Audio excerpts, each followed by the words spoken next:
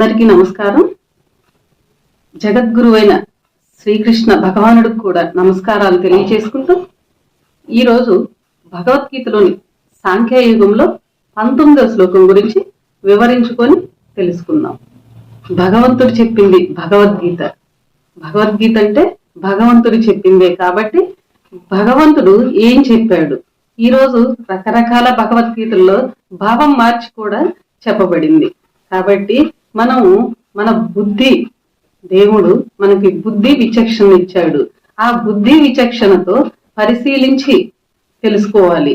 మనం కూడా ఎంతో జాగ్రత్తగా ఉండాలి జ్ఞానం దగ్గర.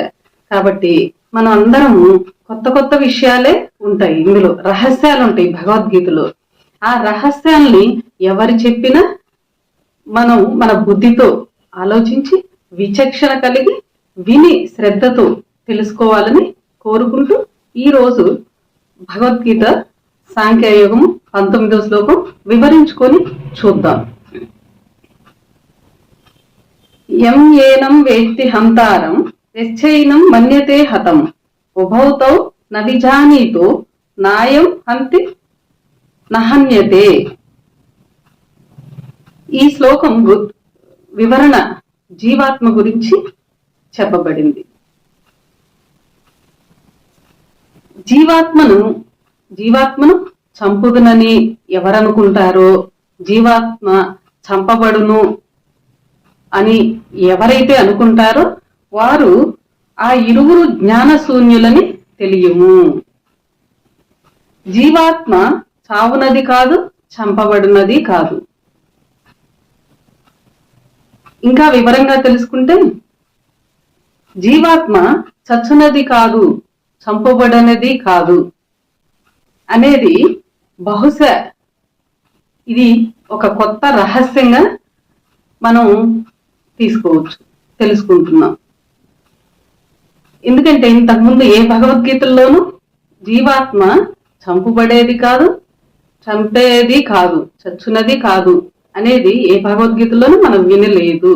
కాబట్టి ఈ కొత్త రహస్యాన్ని ఒక యోగీశ్వరులు వారు తెలియజేశారు. కాబట్టి మనం ఎంతో భక్తి శ్రద్ధలతో ఆలోచించి తెలుసుకున్నాం. జీవాత్మకు చావు లేదని బహుశా మనం ఇక్కడే తెలుసుకుంటున్నాం కదా. ఎందుకు అంటే భగవద్గీతల్లో భగవంతుడు చెప్పింది ఏంటి అంటే ముగ్గురు పురుషుల గురించి విభజించి విడదీసి చెప్పుకోలేదు. కాబట్టి మనకి ఇంతవరకు ఆ రహస్యాన్ని ఎవరూ చెప్పలేదు. ఎలా అంటే పరమాత్మ, ఆత్మ, జీవాత్మ ఇలా ముగ్గురు పురుషుల్ని గురించి చెప్పారు. అందుకని ఆ ముగ్గురు పురుషుల గురించి మనం ఇంతవరకు ఎవరు చెప్పలేదు కాబట్టి, విభజించుకొని చూసుకోలేదు కాబట్టి జ్ఞానము అంతు పట్టకుండా తప్పుదోవ పట్టింది ఇక్కడ. అందుకోసం ఎన్నో సంశయాలతో కూడుకొని ఉన్నది. సమాధానాలు లేని సంశయాలతో, ప్రశ్నలు ఉన్న సమాధానాలు లేని సంశయాలతో కూడుకొని ఉంది. అందుకే మనకి ఏ సమాధానం దొరకాలన్నా భగవద్గీత ఒక శాస్త్రంగా పెట్టారు భగవంతుడైన శ్రీకృష్ణ భగవానుడు. కాబట్టి ఎంతో శ్రద్ధతో భక్తితో విని చదివి వింటేనే మనకు అర్థమవుతుంది. కాబట్టి ఇక్కడ ఈ రహస్యాన్ని ఎలా తెలుసుకోవాలి అంటే భక్తితో శ్రద్ధతో మాత్రమే తెలుసుకోవాలి. కాబట్టి ఇక్కడ ఈ మాటలు చాలా మందికి చాలా ఆశ్చర్యం కలిగించవచ్చు. ఎందుకంటే మొట్టమొదటిగా ఇది ఒక రహస్యం కాబట్టి. అందులోనూ జ్ఞాన విషయంలో మరీ జాగ్రత్తగా ఉండాలంటండి. ఇక్కడ వాస్తవంగా ఏ దైవ విషయమైనా ధైర్యంగా ప్రకటించగలిగితేనే మనము జ్ఞాన మార్గంలో, దైవ మార్గంలో ఉన్నట్టు. కాబట్టి మనం అందరము సత్యమును తెలుసుకుందాం, సత్యమునే చాటుదాం, సత్యమునే తెలుసుకుందాం. ఒక విధంగా ఇంతవరకు ఈ విషయమును ఏ భగవద్గీతలోనూ రాయలేదు, చెప్పలేదు. ఎందుకు అంటే భగవద్గీతలో కూడా కలుషితము ఏర్పడింది. భగవంతుడు బోధించిన తర్వాత, వ్యాస మహర్షి రాసిన తర్వాత భగవద్గీతని తర్వాత చాలా మంది రాసిన తర్వాత అందులో చాలా కలుషితం ఏర్పడిందని స్వామివారు చెప్తారు. కాబట్టి ఆ కలుషితం ప్రకారం మనకు జ్ఞానం సరైనది మన వద్దకు చేరిందా లేదా, మనం చదువుకున్నది సరైన జ్ఞానమా లేదా అని పరీక్షించి చూసుకోవాల్సిన సమయం కూడా మనకి ఇప్పుడు ఉంది. కాబట్టి అక్కడ రాసిన వాళ్ళది తప్పు ఏమీ లేదు. ఎందుకనగా ఒక విధముగా వానికి దైవభక్తి ఉండినా కూడా, భగవద్గీతను ఎంతో భక్తి శ్రద్ధలతో రాసిన వాళ్ళకి ఎంతో దైవభక్తి ఉండినా కూడా దైవమును గురించి బోధించవలసిన ఉన్న వారి మీదనే ఎక్కువగా బలముగా పనిచేయును మాయ. ఎందుకనగా మాయ దైవ నిర్మితమైనది. మాయని దైవమే నిర్మించారు. కాబట్టి మాయ ఎప్పుడైతే దేవుడు విషయాలను బోధిస్తారో వాళ్ళ మీదే ఎక్కువ ప్రభావం చూపిస్తుంది అని చెప్పారు ఇక్కడ భగవద్గీతలో. మాయకు వ్యతిరేక్తమైన వారు బోధకులు. ఎందుకంటే దేవుడు దారిలో ఎవరైనా ఉంటే మాయ దేవుడికి వ్యతిరేక్తంగా పనిచేస్తుంది. కాబట్టి ఎప్పుడైతే దేవుడు విషయాలను బోధిస్తారో ఆ బోధకులకి వ్యతిరేకంగా అర్థమయ్యేలాగా చేస్తుందంట మాయ. కాబట్టి వారిని తప్పుదోవ పట్టిస్తేనే వారిని అనుసరించే మిగతా వారందరికీ ఇది మంచిదనుకొని దాని వెంట పోగలరని మాయ యొక్క అభిప్రాయము. అందువలన మనము మాయా ప్రభావంలో చిక్కుకొనక, మాయ పని ఏంటంటే దైవ మార్గానికి విరుద్ధంగా పనిచేస్తుంది. కాబట్టి మనము మాయ ప్రభావంలో చిక్కుకొనక మనకు ఇతరులు చెప్పుట సరికాదని, మనకి ఏదైనా కొత్త విషయం చెప్తే ఇతరులు చెప్పటం సరికాదు, మాకు తెలుసు ఈ విషయము, మేము ఇంతకు ముందు తెలుసుకున్నాము, మేము పెద్దలము, మా పెద్దలు కూడా దీని గురించి చాలా చక్కగా చెప్పారు, ఇది తప్పు అని అనుకోకుండా మాయ ప్రభావంలో చిక్కుకొనక ముందే హెచ్చరిస్తున్నారు ఇక్కడ భగవంతుడు. మాయ ప్రభావంలో చిక్కుకొనక ఈర్ష్యను వదిలి బుద్ధికి పదును పెట్టి చూడగలరని ఆశిస్తున్నాము. అంతేకాక ఇక్కడ జీవాత్మకు చావు లేదని చెప్పటము ఒకటి రహస్యమైతే, ఒక సంచలనమైతే, ఆత్మకు చావున్నదని చెప్పటము కూడా మరొక పెద్ద రహస్యము. జీవాత్మకి చావు లేదని చెప్పటము, ఆత్మకి చావు ఉన్నదే అని చెప్పటము ఒక రహస్యమే. కాబట్టి మనము ఇవన్నీ సహేతుకముగా చెప్పబడినవే. హేతువాదులకు జవాబునిచ్చు విషయమే ఇది. హేతువాదులకు జవాబిచ్చే విషయమే ఇది. ఇంతవరకు అగమ్య గోచరముగా ఉన్న విషయములను వివరముగా తెలుసుకుని ఏ ప్రశ్నకైనా, ఇంతవరకు మనకు తెలియని రహస్యాలను ఎంతో వివరముగా తెలియజేసేది జవాబిచ్చుగా భగవద్గీత ఉన్నది. అందుకని ఎంతో శ్రద్ధా భక్తితోనే మనము విని చదువుకొని తెలుసుకోవాలి. భగవద్గీతనందు ఒక సందర్భంలో జీవుడు క్షరుడు, మనం ఇంత ముందు చెప్పుకున్న శ్లోకాల్లో జీవుడు క్షరుడు, ఆత్మ అక్షరుడు అని తెలుపుకున్నాం కదా. మరి ఇక్కడేమో ఇప్పుడు చదువుకున్న ఈ శ్లోకంలో ఆత్మ చావునని, అంటే క్షరుడని, జీవుడు నాశనము కానివాడు అంటే అక్షరుడని చెప్పటము పొరపాటు కాదా అని మనకు అనుమానాలు వస్తాయి. పొరపాటు కాదా అని అనుమానాలు వచ్చినప్పుడు, పొరపాటు అయినప్పుడు భగవంతుడు ఎప్పుడు పొరపాటు చెప్పడు కదా, ఇదేదో నా బుద్ధికే అందలేదు అని మనం మళ్ళీ భక్తితో శ్రద్ధతో మళ్ళీ మనం యోచించి మరలా భగవద్గీతని శ్లోకంలో ఉన్న జ్ఞానాన్ని చదువుకుంటే మరలా తెలుస్తుంది ఆ జ్ఞానం ఏంటో. దానికి మళ్ళీ భగవంతుడే భగవద్గీతలో వివరంగా తెలియజేశాడు. ఏమనంటే ఒక ఉద్యోగి ఒక ఊరిలో బదిలీ అయ్యి ఇంకొక ఊరిలో ఉద్యోగము చేస్తున్నప్పుడు అట్లు ఎన్నో బదిలీలు పొంది ఎన్నో ఊర్లలో ఉద్యోగం చేస్తున్నాడు ఒక ఉద్యోగి. అంటే ఒక ఉదాహరణ చూద్దాము. ఆ ఉదాహరణ ప్రకారం ఒక ఉద్యోగి బదిలీ అయ్యి వేరే ఊరిలో ఉద్యోగం సాగిస్తున్నప్పుడు ఇలా ఎన్నో బదిలీలయ్యి ఎన్నో ఊర్లలో ఉద్యోగం చేస్తున్నట్లే ఉద్యోగి లేకుండా పోడు కదా, ఉద్యోగిగానే ఉంటాడు. అలా జరిగినప్పుడే ఊరి మారినప్పుడల్లా ఒక జీవుడు ఒక శరీరములో మారుతున్నాడు. ఉద్యోగి ఎలా అయితే ఊరు మారి ఉద్యోగం చేస్తున్నాడో అలాగే జీవుడు కూడా శరీరాలు మారి కొత్త శరీరాన్ని ధరిస్తున్నాడు. అట్లాగే శరీరము మరణము పొందినప్పుడు ఆ శరీరము వదిలి వేరొక శరీరము చేరుచున్నాడు జీవుడు. ఉద్యోగికి బదిలీ లాంటిదే జీవుడికి మరణము. బాగా గ్రహించుకోవాల్సిన విషయం అండి ఇది. బదిలీ అయినంత మాత్రాన ఉద్యోగస్తుడు లేకుండా పోడు. అట్లే మరణము పొంది శరీరము మారినంత మాత్రాన జీవుడు లేకుండా పోలేదు. ఎన్ని ఊర్లు మారినా చివరకు రిటైర్ అయి అంటే ఉద్యోగ విరమణ జరిగినప్పుడు అయిన తరువాత వాడు ఉద్యోగి కాకుండా పోతాడు. రిటైర్ అయ్యి ఉద్యోగము లేకుండా పోయినప్పుడు అతన్ని ఉద్యోగి అనరు రిటైర్ అయిన తర్వాత. అలా ఎట్లా ఉద్యోగి కాకుండా పోతాడో అట్లే జీవుడు కూడా ఎన్నో శరీరములు ధరించి మారిన తర్వాత మోక్షమును పొందిన తరువాతనే, అలాగే జీవుడు ఎన్నో శరీరములు పొంది తర్వాత మోక్షమును పొందినప్పుడు మాత్రమే జీవుడు అనేవాడు లేకుండా పోవును. ఇంతకు ముందు మరణము పొందినప్పుడల్లా శరీరములు ధరించినట్టు జీవుడు లేకుండా పోలేదు, శరీరాలు మారుచూ ఉంటాడు.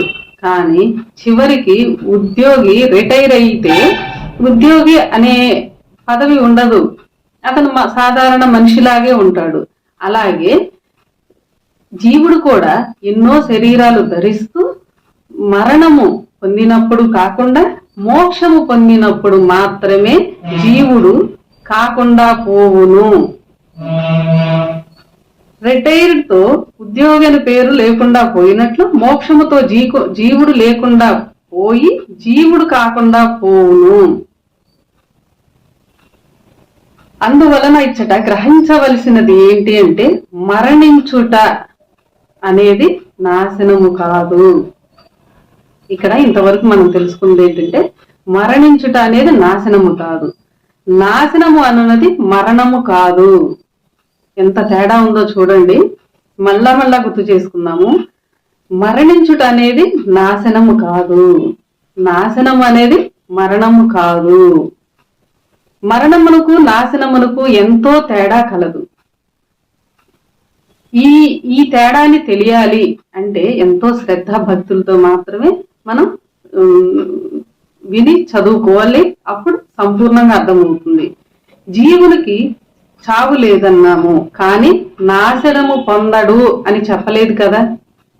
ఇక్కడ ఇంకా వివరంగా తెలుసుకుంటే జీవుడికి చావు లేదన్నాము కానీ నాశనము పొందడని చెప్పలేదు ఇంతకు ముందు శ్లోకాల్లో. అట్లే ఆత్మ చంపబడును అన్నాము కానీ నాశనము కలవాడని చెప్పలేదు కదా. మళ్ళీ చెప్పుకుందామా. జీవునికి చావు లేదన్నాము కానీ నాశనము పొందడని చెప్పలేదు ఇక్కడ. అట్లే ఆత్మ చంపబడును అన్నాము కానీ నాశనము కలవాడని చెప్పలేదు. జీవాత్మ ఎట్లు చంపబడదో ఆత్మ ఎట్లు చంపబడుచుండదో కింద తెలుసుకుందాం. జీవాత్మ ఎట్లు చంపబడదో, జీవుడు ఎట్లా చంపబడడో, ఎవరు చంపలేరు కదా జీవుడిని. అట్లాగే మళ్ళీ ఆత్మ ఎలా చంపబడుతుంది? ముందేమో ఆత్మ అసలు నాశనం లేనివాడు, చంపబడేవాడు కాదు, చచ్చేవాడు కాదు అని తెలుసుకొని మళ్ళీ ఆత్మ చంపబడును అని ఎలా అనేది తెలుసుకుందాం, వివరంగా తెలుసుకుందాం. ఒక సజీవ శరీరమును పరిశీలించి చూసిన ఆ శరీరము ఎన్నో భాగములుగా ఉన్నది. ఒక్కొక్క భాగము ఒక్కొక్క పనిని చేయుచు యంత్రము వలె సాగిపోచున్నది. శరీరముల అన్ని భాగములు పనిచేయుటకు శక్తి అవసరము. ఆ శక్తిని కుండలిని శక్తి అనియు, ఆత్మశక్తి అనియు, ఆ శక్తి మనకున్న శరీరంలో ఉన్న అన్ని అవయవములు ఆడించే శక్తి ఏంటంటే ఆత్మశక్తి. అది కుండలిని శక్తి అని కూడా అంటారు. ఆత్మ శరీరములోని తల భాగమును ఉండి వెన్నుపామును కేంద్రముగా చేసుకొని శరీరమంతా వ్యాపించి అన్ని భాగముల చేత పని చేయిస్తున్నది.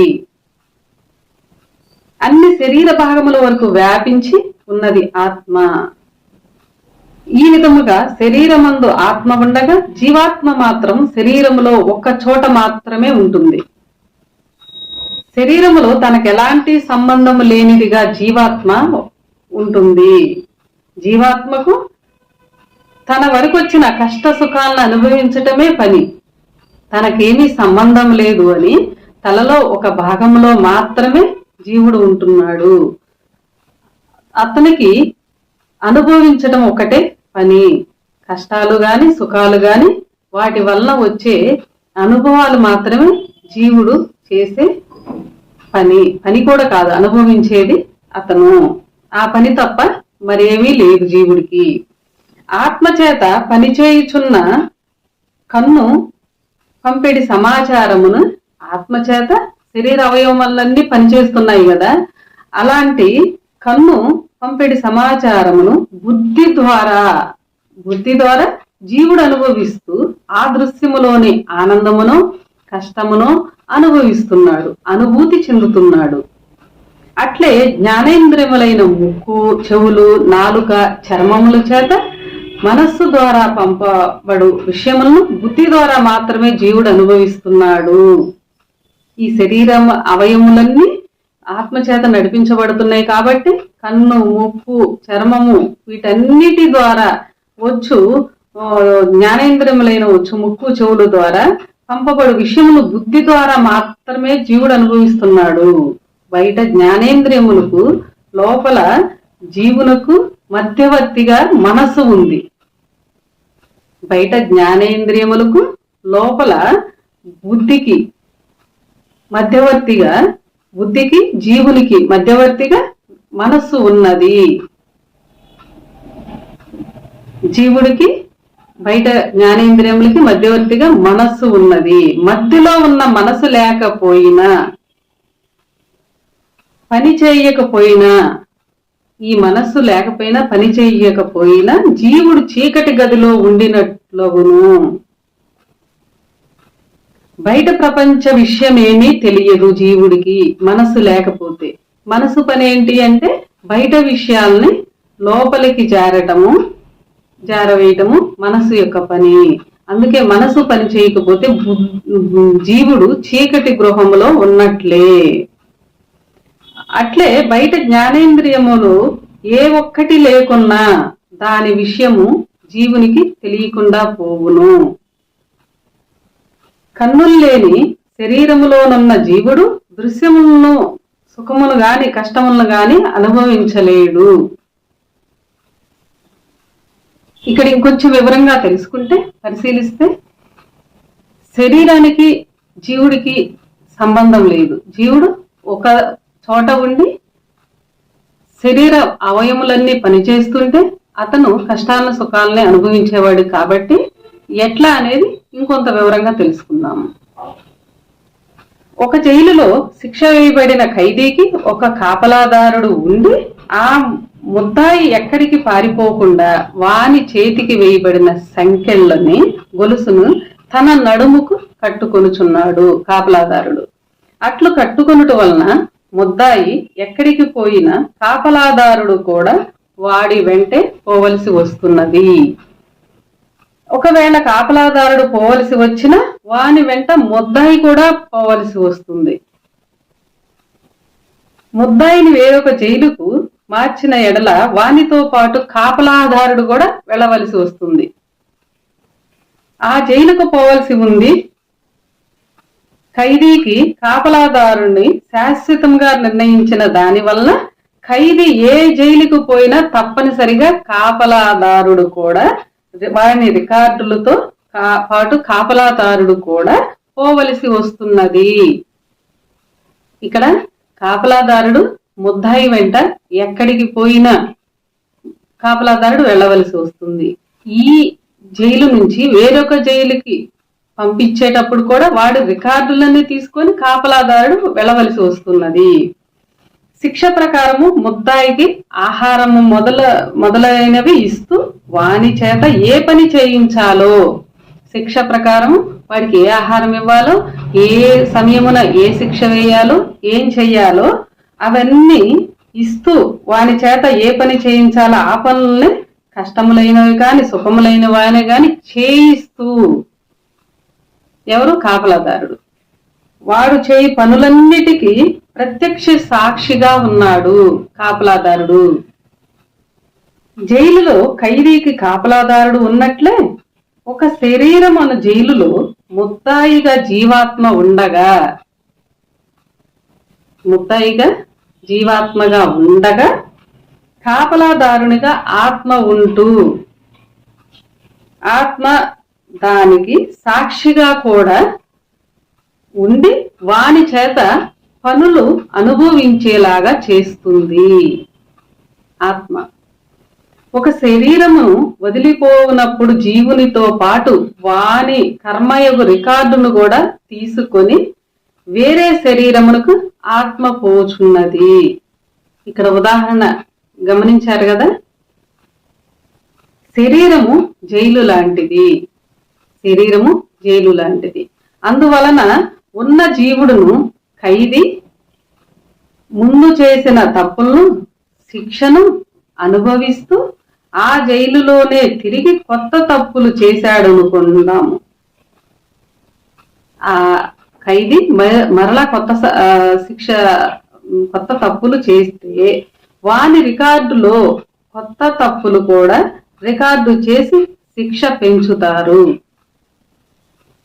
అట్లే ఒక శరీరములో కర్మను అనుభవించు జీవుడు అదే శరీరములో కొత్త కర్మను సంపాదించుకునినా తిరిగి కొత్త శరీరమును అను జైలుకు పోయి శిక్ష అనుభవించవలసి వచ్చును. జీవుడు పాత కర్మను అనుభవిస్తూ కొత్త కర్మను సంపాదించుకొనుట వలన శరీరములను, జైలును ముద్దాయి అనబడు జీవుడు మారుచూనే ఉన్నాడు. దానితో పాటు కాపలాదారుడైన ఆత్మ కూడా మారుచూనే ఉన్నాడు. శరీరములు మారినప్పుడల్లా ఆ జీవుడు చేసిన పాపపుణ్యాలనే రికార్డును తీసుకొని ఆత్మ కూడా జీవుడితో పాటు శరీరములు మారుతూ అతని వెంటే జోడాత్మలుగా ఉన్నారు అంటారు వీళ్ళిద్దరిని. అలాగే మారుచున్నాడు. ఈ విధముగా జైలు మార్పిడిని మరణము అంటాము. ఒక శరీరములో అనుభవించవలసిన కర్మను పూర్తిగా అనుభవించి వేరొక శరీరమునికి పోవటమే మరణము అంటాము. ఒక శరీరములో అనుభవించవలసిన కర్మను పూర్తిగా అనుభవించక మునిపే ఆ శరీరమును వదిలిపోవటమును అకాల మరణము అంటాము. ఒక శరీరములో పూర్తిగా కర్మను అనుభవించకుండా మరణమును పొందటమే అకాల మరణము అంటాము. ఈ అకాల మరణము రెండు విధాలుగా ఉన్నాయి. అదేంటి అంటే, ఒకటి హత్య, రెండోది ఆత్మహత్య. అనుభవించవలసిన ప్రారబ్ధ కర్మను శరీరములో అనుభవించక ముందే ఆ శరీరమును జీవుడు వదిలిపోవటము హత్య అంటాము. అట్లే ఒక శరీరములో అనుభవించవలసిన ప్రారబ్ధమును అనుభవించక ముందే ఆత్మ ఆ శరీరమును వదిలి వెళ్ళిన అది ఆత్మహత్య అంటాము. చాలా శ్రద్ధగా వినాల్సిన విషయం ఇది. ఇక్కడ గమనించదగిన విషయం ఏమంటే, జీవాత్మ ఆత్మలలో ఏది ముందు బయలుదేరుతున్నదో దానిని బట్టి హత్యన ఆత్మహత్యన అని నిర్ణయించబడటము జరుగుతున్నది. ఇది ఎంతో శ్రద్ధగా వింటేనే అర్థమవుతుంది కాబట్టి మనం శ్రద్ధతో విందాము. మూడు ఆత్మలలో మొదటిదైన జీవాత్మను భగవద్గీత ఎందే క్షరుడన్నాము. క్షరుడు అనగా నాశనమగువాడని అర్థము. శరీరము నాశనమైనప్పటికీ జీవుడు నాశనము కాదని కూడా ఇదే భగవద్గీతలో చెప్పుకున్నాము. ఒక చోట నాశనమగువాడని, మరొక చోట నాశనము లేనివాడని అనుట విచిత్రమే అయినప్పటికీ రెండు వాస్తవమేనని తెలియాలి. రెండు వాస్తవమే. ఎలా అంటే ఇందాక చెప్పుకున్నాం కదా, చాలా జాగ్రత్తగా వినాలి. ఒక చోట అలా చెప్పారు భగవంతుడు, ఒక చోట ఇలా చెప్పాడు. ఏంటంటే మన బుద్ధికి ఇంకొంచెం పదును పెట్టడానికి జ్ఞానము కొన్ని కొన్ని సందర్భాల్లో ఒక్కొక్క విధంగా చెప్తేనే మనకు అర్థమవుతుంది. కాబట్టి ఇలా చెప్పారు అని అనుకొని మనం ఇంకా శ్రద్ధతో జ్ఞానం తెలుసుకోవాలి. శరీరము నాశనమైనప్పుడు జీవుడు నాశనము కాని మాట నిజమే. ఎన్ని శరీరములు మారి పోయినా జీవుడు నాశనమగువాడు కాడు. ఎన్ని శరీరములు మారినప్పటికీ జీవుడు నాశనమైన వాడు కాడు. ఇక్కడ నాశనము కాని మాట నిజమే అయినప్పటికీ జీవుడు క్షరుడే, నాశనమగువాడే. జీవుడు క్షరుడే, నాశనమగువాడే. ఇది ఎలా అనగా జీవుడు క్షరుడే, నాశనమయ్యేవాడే. ఎలా అనగా జీవాత్మ కర్మం నుండి బయటపడినప్పుడు తిరిగి పుట్టవలసిన పని లేనప్పుడు, పరమాత్మగా మారినప్పుడు ఇక జీవాత్మ లేదు. ఇతడు జీవాత్మ నాశనమైన వాడే అనే చెప్పవచ్చును. అంతవరకు శరీరమునకు తప్ప జీవాత్మకు నాశనము లేదనియే మనమే ఇప్పుడు జీవాత్మకు నాశనం ఉన్నది అని ఒప్పుకోక తప్పదు. అట్లే ఆత్మను క్షరుడని గీత యందే చెప్పాము. అక్షరుడనగా నాశనము లేనివాడని అర్థము. క్షరుడైన జీవుణ్ణి అనగా నాశనము కలవానిని, నాశనము లేని ఆత్మను కూడా మరణము కలవాడని సందర్భానుసారముగా చెప్పవలసి వచ్చింది. ఇక్కడ సందర్భానుసారంగా చెప్పవలసి వచ్చింది. అక్షరుడైన ఆత్మను క్షరుడు అనటం సందర్భానుసారంగా చెప్పడం అనేది జరిగిందంట. అది ఎలాగో పరిశీలించి చూద్దాం. హత్య, ఆత్మహత్య అనడములో ఆత్మహత్య యొక్క అర్థము ఆత్మ చంపబడుచున్నదని, ఆ విషయము అర్థము కావాలంటే అలా చెప్పకు తప్పదు. దీనిని ఎవరు అపార్థము చేసుకోకూడదు. పై శ్లోకములో హంతినా హన్యతే అను మాట వచ్చింది కనుక హత్యను గూర్చి పూర్తి వివరమును ఇవ్వవలసి వచ్చింది. హత్య, ఆత్మహత్యల యొక్క వివరము కింద చూద్దాము. హత్య అంటే ఇతరుల చేత చంపబడునని, ఆత్మహత్య అంటే తన్ను తాను చంపుకోవడమేనని మనందరికీ ఇప్పటి వరకు ఉన్న మనకు తెలిసిన విషయము. హత్య అంటే ఇతరుల చేత చంపబడింది, ఆత్మహత్య అంటే తనకు తాను చేసుకునే చంపబడేది అని మనకు అర్థమైంది అని అనుకోవద్దండి. ఇక్కడ మళ్ళీ భగవంతుడు ఏం చెప్తున్నాడంటే అలా అనుకోవద్దండి. ఇక్కడ ధర్మం అధర్మముగా మారిపోయినది, అదే చెప్తున్నారు స్వామి. ఇక్కడ ధర్మము అధర్మముగా మారిపోయినది. ధర్మము యొక్క స్థానంలో అధర్మము, అధర్మం యొక్క స్థానంలో ధర్మము నిలబడి ఉన్నాయి. ఇది గ్రహించాలి మనము. కావున ఈ విషయంలో ధర్మమేదో అధర్మమేదో ఇంకా సంపూర్ణంగా వివరంగా తెలుసుకుందాం. జీవులకు మరణము రెండు విధములుగా ఉన్నది. ఒకటి కాలమరణం, రెండవది అకాల మరణం. హత్య, ఆత్మహత్యలో రెండు అకాల మరణములకు చెందినవి. కాలమరణమును గురించి తెలుసుకోవాలంటే జనన మరణము సిద్ధాంతం అనే గ్రంథము చదివితే ఇంకా చాలా బాగా వివరంగా అర్థమవుతుంది. జీవుడు కర్మరీత్యా శరీరంలో నివాసం ఉండి కష్ట సుఖాలను అనుభవిస్తున్నాడు. శరీరంలో జీవుని యొక్క పని కష్ట సుఖాలను అనుభవించటము మాత్రమే.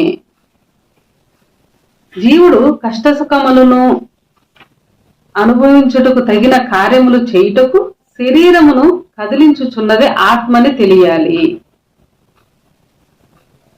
ఆత్మ చైతన్యము చేత శరీరమును కదిలించుచుండగా ఏర్పడిన సుఖదుఖాలను లోపల ఉండి జీవుడు అనుభవించుచున్నాడు. దీనిని బట్టి జీవునికి శరీరమును కదిలించే శక్తి ఏమాత్రము లేదు.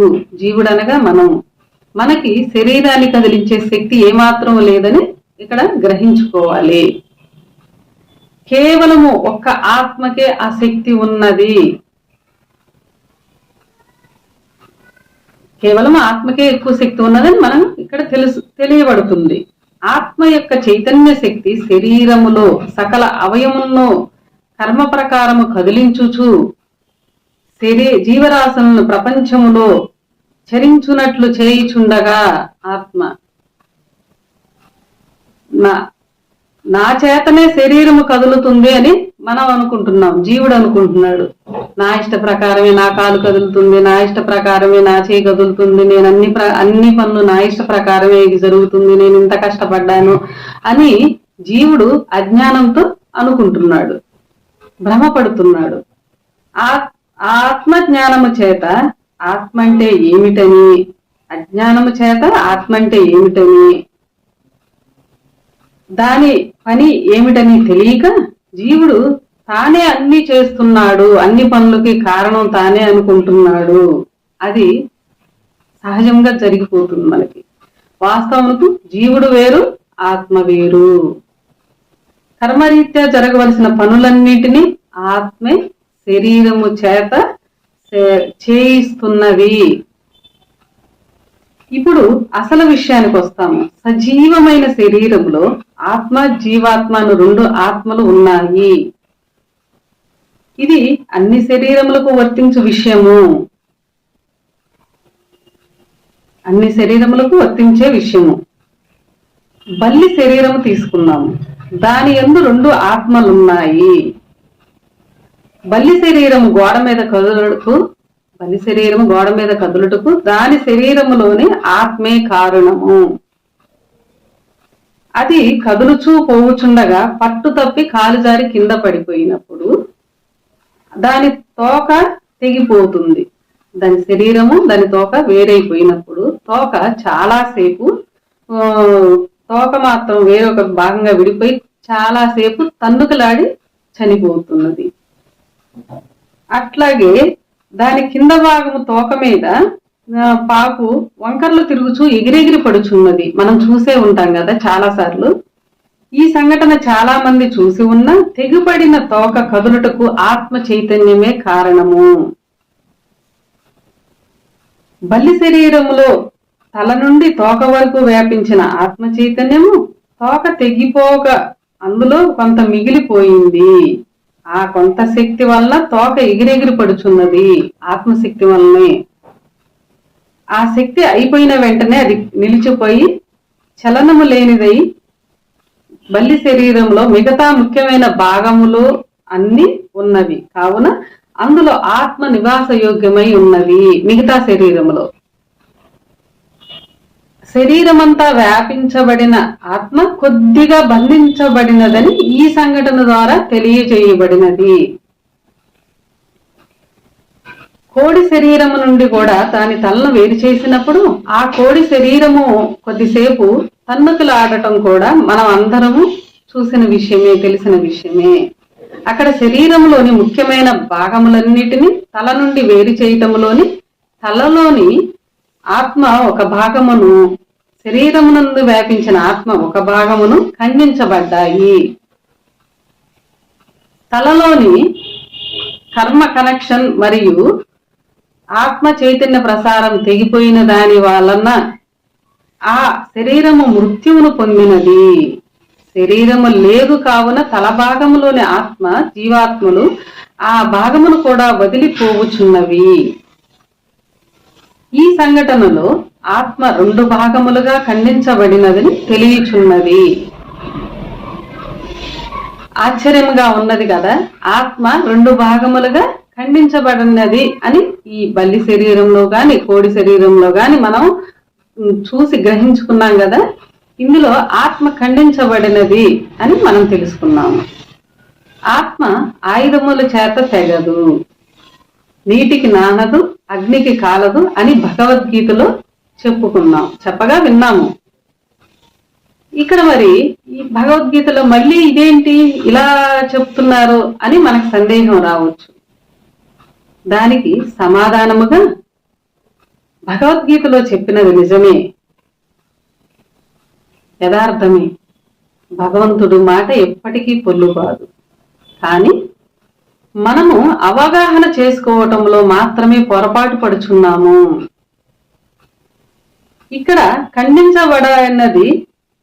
ఖండించబడదని చెప్పినది ఏ ఆత్మ గురించి? జీవాత్మన, ఆత్మన, పరమాత్మన? ఈ మూడు ఆత్మల వివరము తెలియకపోతే మనము పప్పులో కాలేసినట్లే. ఇక్కడ ఖండించబడేది ఏ ఆత్మ గురించి చెప్పబడినది అని మనం యోచించి తెలుసుకోవాలి. హత్య అంటే చంపబడటం అని అర్థమైనప్పుడు, ఆత్మహత్య అన్నప్పుడు ఆత్మ చంపబడమనే కదా అర్థము. అవును, ఆత్మ ఖండించబడుచున్నవి. ఖండించబడిన శరీరములోని ఆత్మ కూడా బంధించబడుచున్నది. బంధింపబడి ముక్కలైన భాగముల్లోని ఆత్మ కదలికలను మనము కళ్ళతో చూడగలిగి కూడా అర్థము చేసుకోలేకపోయాము. కళ్ళతో చూడగలిగినా కూడా మనం ఇక్కడ అర్థం చేసుకోలేకపోయాము. ఒక వ్యక్తి ఇంకొక వ్యక్తిని నరికినప్పుడు నరకబడిన శరీరములోని ఆత్మ శరీరముతో పాటు చింద్రమై చల్లము లేనిదై పోవుచున్నది. అట్లే ఒక జంతువు ఇంకొక జంతువును వేటాడి చీల్చివేసినప్పుడు కూడా ఆత్మ అదే స్థితి పొంది చల్లము లేదై పోవుచున్నది. యథార్థ సంఘటన అయిన ఒక ముఖ్య ఉదాహరణ కూడా ఇక్కడ పరిశీలిద్దాం. మనకి ఎన్నో ప్రకృతిలో దేవుడు చూపించినా కానీ మనకి ఇక్కడ అర్థం కాలేదు. కాబట్టి మళ్ళీ భగవంతుడే వచ్చి ఇక్కడ ఇంకా వివరంగా చెప్పాడు. రైల్వే వంతెన మీద ఒక విద్యార్థి తనతో పాటు సైకిల్ని తోసుకుంటూ పోవచ్చు ప్రమాదవశాత్తు కాలు జారి వంతెన మీద నుండి 30 అడుగుల క్రిందికి పడ్డాడు అనుకుందాం. పడినప్పుడు అతనికి ఏమాత్రము రక్తము కారలేదు. కానీ కింద పడినప్పుడు వెన్నుముక మధ్యలోనికి తెగిపోవటం వలన అతను చూస్తున్నట్లే నడుము నుంచి కింది శరీరమైన కాళ్ళు తణుకలాడుచుండటము కళ్ళారా చూశాడు అతను. అవి ఎందుకు అలా ఎగిరిపోచున్నావో అర్థం కాలేదు అతనికి. గుండె క్రింది వరకు వెన్నుపాము తెగిపోవటం వలన గుండె ఊపిరితిత్తులు పనిచేయుచున్నవి. కాని కింద భాగమును వదిలి నడిపించు చైతన్యము వెన్నుపాము ద్వారా కిందకి రాకలేదు. ఇక్కడ విషయము, వెన్నుపాము ద్వారా కిందకి ఆత్మ చైతన్య శక్తి తాకలేదు. కావున అతనిలోని జీర్ణాశయము కూడా పని చేయలేదు. శరీరము తెగకున్నను చైతన్యము ప్రసారము నాడి తెగిపోవటం వలన కింది భాగములోని చైతన్యము 2 నిమిషముల కాలము తణుకలాడి నిలిచిపోయినది. సగము శరీరము చచ్చిపోయి సగము శరీరము మాత్రం మిగిలి ఉన్న అతను 2 దినములకు చనిపోవటము జరిగినది. ఈ సంఘటనలో కూడా ఆత్మ 2 ముక్కలై సగము శరీరము మరణము పొంది మిగతా సగము 2 రోజులకు నిలిచిపోయిందని తెలియాలి. ఇక్కడ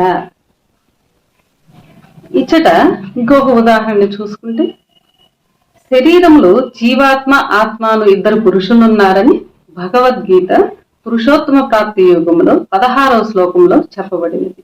శరీరంలో ఆత్మ జీవాత్మ 2 పురుషులు ఉన్నారని. ఇందులో ఆత్మ చంపబడము ఆత్మహత్యని ఇందాక తెలుసుకున్నాము. ఆత్మ జీవాత్మలు చావులోను పుట్టుకులోను ఒకదాని వెంట ఒకటి పోక తప్పదు. శరీరమును ధరించినప్పుడు కాని శరీరమును వదులునప్పుడు కాని ఆత్మ జీవాత్మ ఇద్దరు ఒకే మారు రావటము పోవటము జరుగుచున్నది. ఆత్మ శరీరమును ముందుగా వదలాలను కొన్నప్పుడు, ఆత్మ శరీరమును ముందుగా వదలాలనుకున్నప్పుడు దాని వెంటనే జీవాత్మ కూడా పోవును. అదే విధముగా జీవాత్మ శరీరమును వదులున్నప్పుడు దాని వెంట ఆత్మ పోవును. వీటి భేదములోనే హత్య ఆత్మహత్య అనుట జరుగుచున్నది. ఆత్మతో పాటు జీవాత్మ పోతే ఆత్మహత్య అనియు, జీవాత్మ వెంట ఆత్మ పోవడమును హత్య అనియు అంటున్నాము. ఇంకొక శరీరము చేత శరీరములోని ఆత్మ చనిపోవటమును ఆత్మహత్య అనుకున్నాము. ఆ విధముగాని ఒక శరీరములోని ఆత్మ చేత అదే శరీరములోని జీవాత్మ చంపబడమును హత్య అనబడును. ఆత్మ చంపటము ఆత్మహత్య అయితే జీవాత్మ చంపటము హత్య అగుచున్నది. ఇక్కడ గమనించదగ్గ విషయం ఏమనగా జీవాత్మ ఆత్మల తేడా తెలియనప్పుడు హత్య ఆత్మహత్యల తేడా కూడా తెలియదు. ఒకడు తాడుతో గొంతును బిగించుకుని ఉరివేసుకున్నాడనుకుందాము, అది ఆత్మహత్య కాదు, హత్య అగును.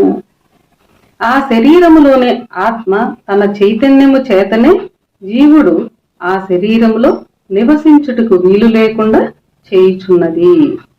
కావున ఆత్మ జీవాత్మను చంపినట్లగుచున్నది. మరణించినప్పుడు ఇక్కడ జీవుని వెంట ఆత్మ పోవుచున్నది, అందువల్ల అది హత్య అనబడును. అదే విధముగా మరణశిక్ష చెప్పబడిన ఖైదీని మరణశిక్ష అమలులో వేరొకడు గొంతుకు తాడు బిగించి చంపాడనుకును, అది పై విధముగా హత్య కాదు, ఆత్మహత్య అగును. ఇక్కడ ఆత్మతో పాటు జీవుడు పోవుచున్నాడు. ఇక్కడ శాస్త్రబద్ధమైన ధర్మ సూక్ష్మమేమనగా ఇక్కడ శాస్త్రబద్ధమైంది ధర్మ సూక్ష్మమేమనగా ఇతర శరీరముల చేత ఒక శరీరము చనిపోయినప్పుడు ఆ చావు నేరుగా ఆత్మకు చెందును. అట్లే ఒక శరీరము ఇంకొకరి జోక్యము లేకుండా ఆత్మ చేత మరణించినప్పుడు ఆ మరణము నేరుగా జీవునికి చెందును. అది ఏ విధముగా అనగా ఒక శరీరములోని జ్ఞానాగ్ని ఇంకొక శరీరములోని కర్మను కాల్చునప్పుడు అది ప్రారబ్ధమునే కాల్చును. అట్లే ఒక శరీరములోని జ్ఞానాగ్ని అదే శరీరములోని కర్మను కాల్చాలంటే అది ప్రారబ్ధమును కాల్చదు, నేరుగా సంచిత కర్మను కాల్చును.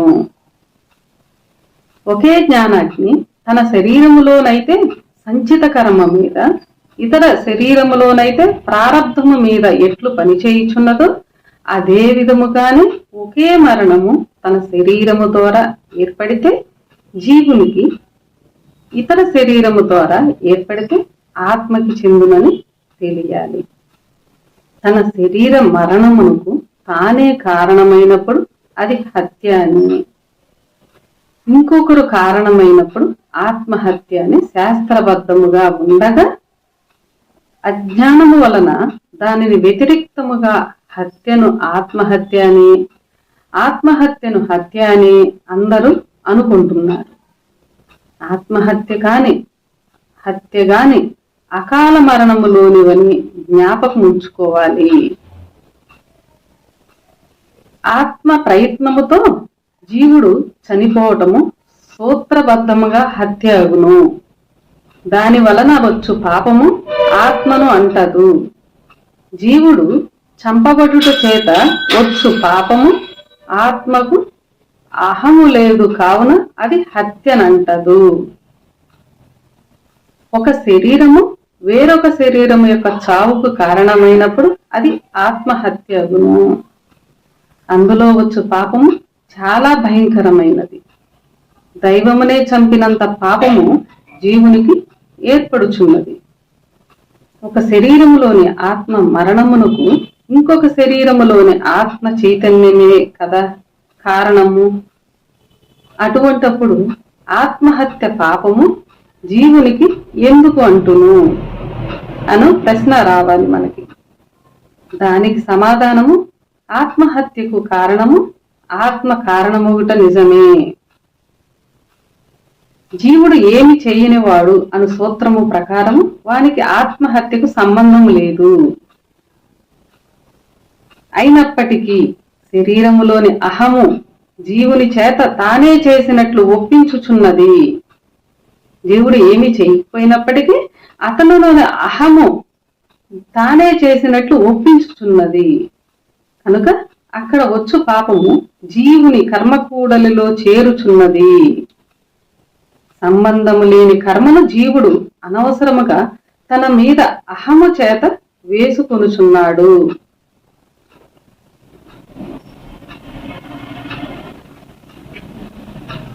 మిగతా ప్రపంచ పనులలో జీవునికి చిన్న చిన్న కర్మలు అహము చేత వచ్చుచుండును. వాటి ఫలితము అంత పెద్దగా లేకపోయినా మరణ విషయములో వచ్చు కర్మ చాలా భయంకరమైనది. అది ఆత్మనే హత్య చేసినది.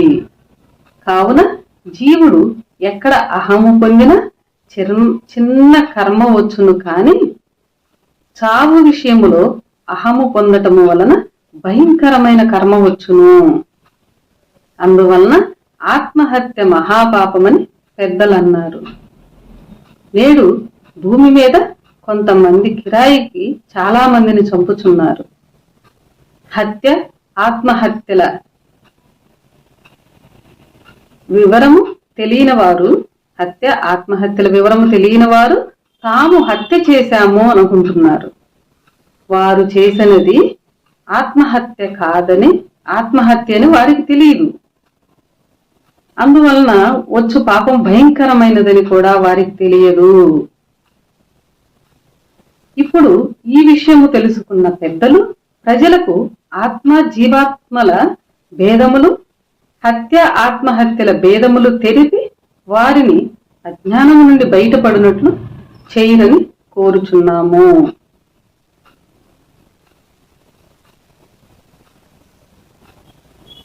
ఒక శరీరములో జీవాత్మ ఒకడే అయినప్పుడు దానికి కాపలాగా ఉన్న ఆత్మ కూడా ఒక్కటే.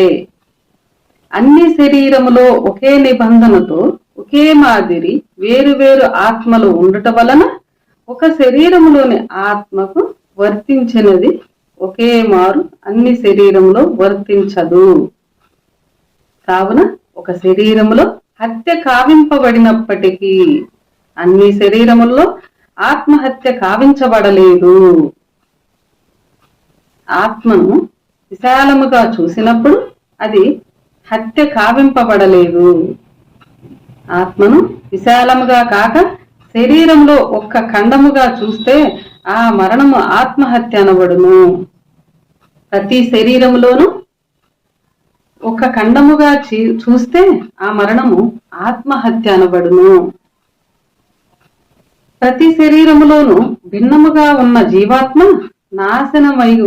నాశనమగువాడైనను సందర్భానుసారముగా మరణములు శరీరమునికే నాశనము, జీవునికి లేదు అన్నట్లు అన్ని శరీరములో ఒకే అంశగా ఉన్న ఆత్మ నాశనము లేనిదైనను కొన్ని మరణములలో మరణించున్నదిగా చెప్పబడుచున్నది.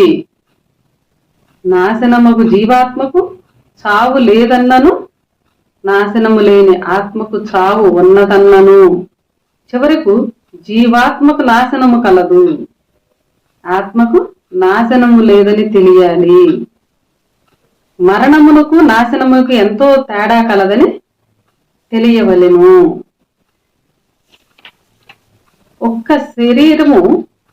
ఒక్క శరీరములోని ఆత్మను తెలుసుకోగలిగితే అది వానికి ఆత్మ దర్శనమైనట్లే. సకల జీవరాశులలో ఆత్మ ఎట్లు ఉన్నదో తెలుసుకొన్నట్లే అగును. ఇక్కడ ఆత్మ దర్శనమైనట్లే ఏం తెలుసుకుంటే, ఒక శరీరంలోని ఆత్మను తెలుసుకోగలిగితే అది వానికి ఆత్మ దర్శనమైనట్లే. సకల జీవరాశులలో ఆత్మ ఎట్లు ఉన్నదో తెలుసుకొన్నట్లే అగును. మూడవ ఆత్మ అయిన పరమాత్మను భూమి మీద బతికి ఉన్న ఏ జీవరాశి కాని తెలుసుకోలేదు. ఆత్మను మాత్రమే ఇక్కడ తెలుసుకుంటారు. పరమాత్మను మాత్రం భూమి మీద బతికున్న ఏ జీవరాశి కాని తెలుసుకోలేదు. ఇది శాసనము. రెండవ ఆత్మను తెలుసుకున్న తరువాత శరీరమును వదిలినప్పుడు మూడవ ఆత్మైన పరమాత్మ అనున్నది ఏమిటో తెలియను. అటువంటి వాడు తిరిగి పుట్టాడు. అదే విడుదల లేక మోక్షము అంటాము. ఆత్మను తెలిసిన వాడు భూమి మీద ఉండవచ్చును, కాని పరమాత్మను తెలిసిన వాడు భూమి మీదే ఉండడు. ఇక్కడ ఆత్మ మళ్ళీ వివరించుకొని చూద్దాము. ఆత్మను తెలిసిన వాడు భూమి మీద ఉండవచ్చును, కాని పరమాత్మను తెలిసిన వాడు భూమి మీద ఉండడని తెలియాలి. అందరికీ నమస్కారం. ఇది ఇంకా వివరంగా తెలుసుకోవాలి అంటే త్రైత సిద్ధాంత భగవద్గీత చదివి తెలుసుకోవాల్సిందే. ఇంకా వివరంగా అర్థమవుతుంది. కాబట్టి అందరూ త్రైత సిద్ధాంత భగవద్గీత చదివి ఇంకా జ్ఞానాన్ని సంపూర్ణంగా అర్థం చేసుకుంటారని కోరుకుంటూ నమస్కారాలు తెలియచేసుకుంటున్నాము.